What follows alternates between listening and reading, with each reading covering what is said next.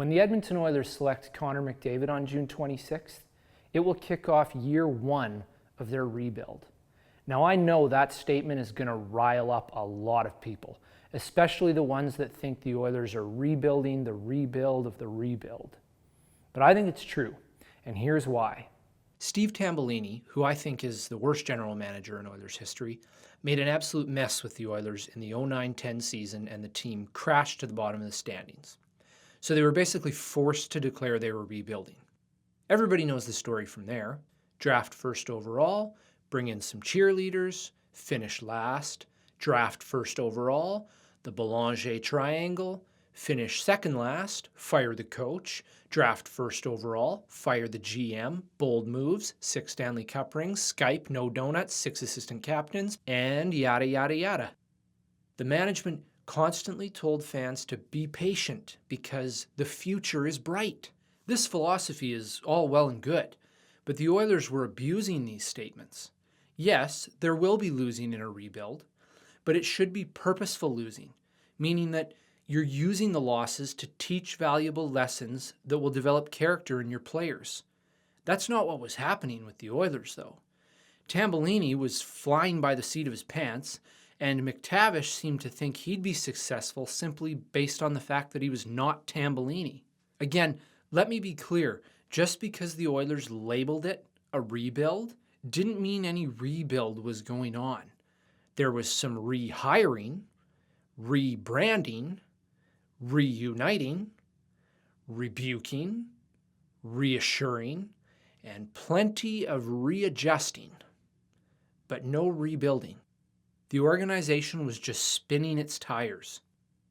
When Craig McTavish mentioned that the plan was to be in the playoffs by the time they were in the new arena, that was the first time in 5 years that I had heard anyone voice a solid timeline or any sort of tangible goal for the team. There was no blueprint for the team. It was just a rudderless ship year after year. When you're building anything, before you begin, you need a plan. Not just an idea, but a comprehensive plan that outlines goals and how and when you're going to achieve them. And the first thing you do when executing your plan is to lay the foundation. And that foundation better be solid, because if it isn't, things will fall apart when the going gets tough, just like we've seen repeatedly in Edmonton over the last number of years. Now, an actual rebuild is about to begin. The people tasked with managing the team have a plan. And later this month in Florida, they will put the centerpiece or foundation in place. When Bob Nicholson says he is going to instill loyalty, trust, and teamwork in the organization, it's not just lip service.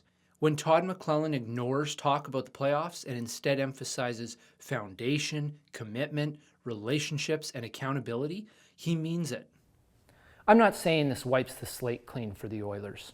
It doesn't dismiss the past however many years of embarrassment. If the Oilers are a top 5 team in the league in the next few seasons, I'm not going to turn around and say, look, it only took the Oilers like 3 years to rebuild. What I am saying is that this is ground zero. This is the beginning, the starting point.